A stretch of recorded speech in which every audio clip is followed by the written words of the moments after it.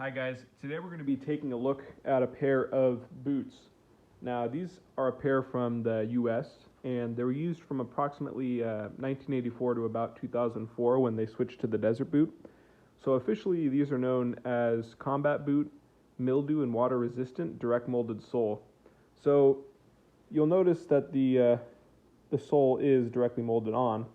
The predecessor to this boot was the iconic jungle boot developed for the Vietnam War, and there was another type of leather boot that had a more waffle sole pattern, but as you can see, they changed it up here.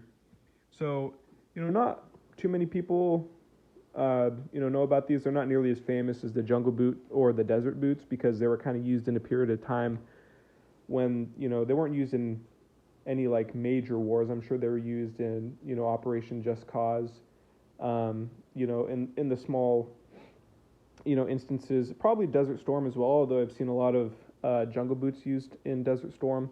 But yeah, definitely not as noticeable as some of the older boots. But the reason I want to talk about them is because they're actually really quality, in my opinion at least, because I do use a pair of these for work, like an older pair.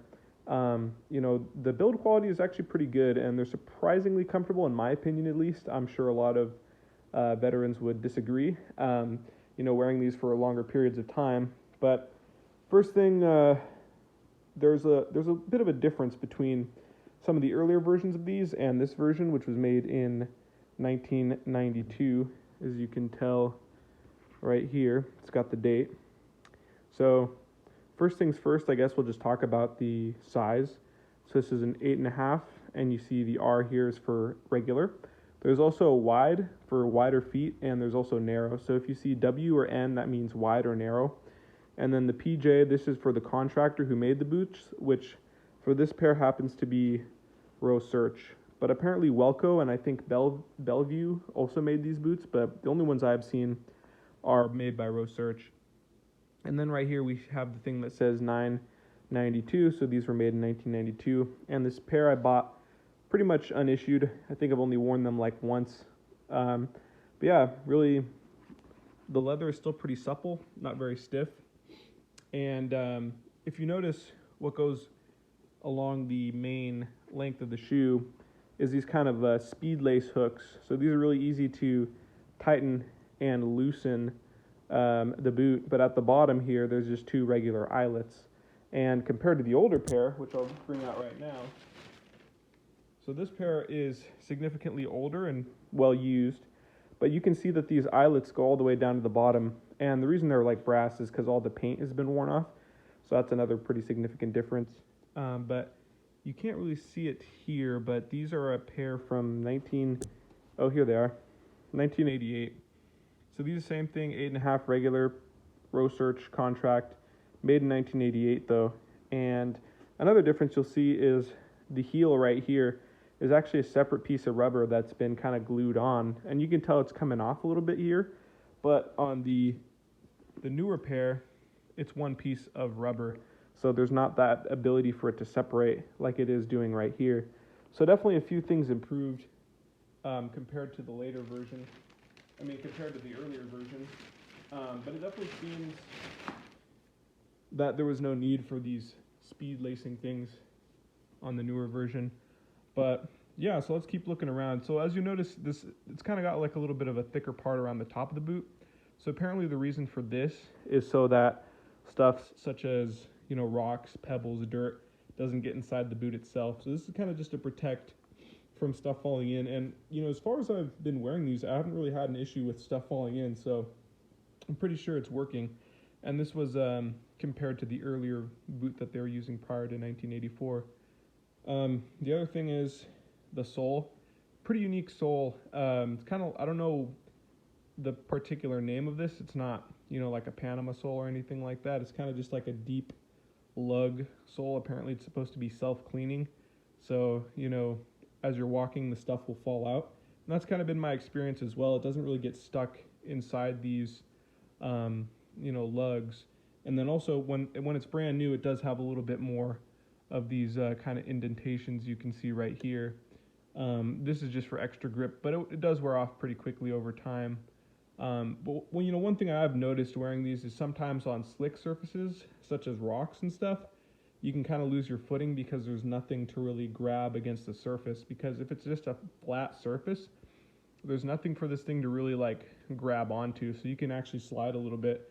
So in certain circumstances, you kind of have to be careful wearing these. But yeah, as we can see, we've got these long speed laces, and they make it so that you don't actually have to tie like a knot. You can kind of just do a square knot and then tie it around your ankle. But yeah, so we'll look more at the stitching on the back. It's got two things of stitching going all the way back down, so it's pretty nice. No! Anyway, yeah, so it's got these two things of stitching going all the way down. Got more stitching right here. The name DMS means direct molded sole, so the rubber and the shoe itself are directly molded, which increased longevity and durability, I suppose. And overall, it's just a pretty nice boot. Nice looking boot. Yeah, not too much to say on the quality of the leather. I'm not really able to judge that. But it is, all leather construction. I don't think this one comes with its own insole, but you can definitely buy one to use these. And then on this side, there's quite a bit more stitching. But yeah, using the other pair, I've definitely noticed that, this heel part starts to separate a little bit over time. So just keep that in mind. But they're pretty affordable, not too expensive.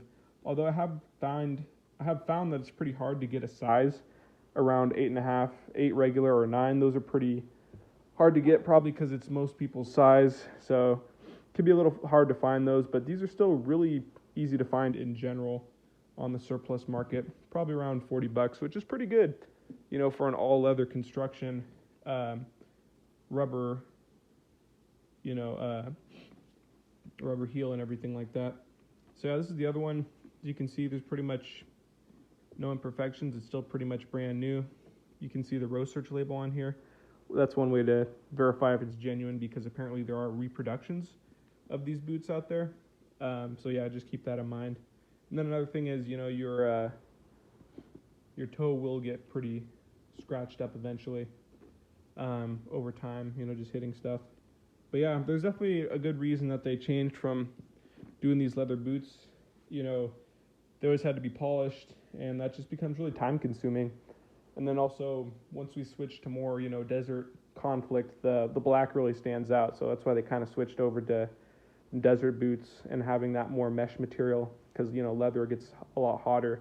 Not as breathable, as some of those mesh, like desert boots they made. And yeah, I just think one of the main factors was the polishing factor.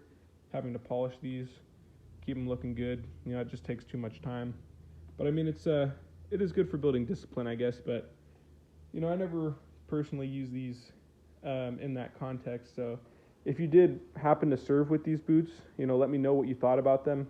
If you liked them, if you didn't, I'm sure a lot of people won't. But yeah, just give me the reasons. What did you think about these boots?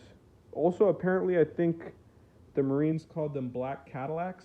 So I am wondering how they got that nickname. So if you do know, please let me know. But yeah, overall, guys, thanks for watching, and I hope you enjoyed this video. I hope you found it informative.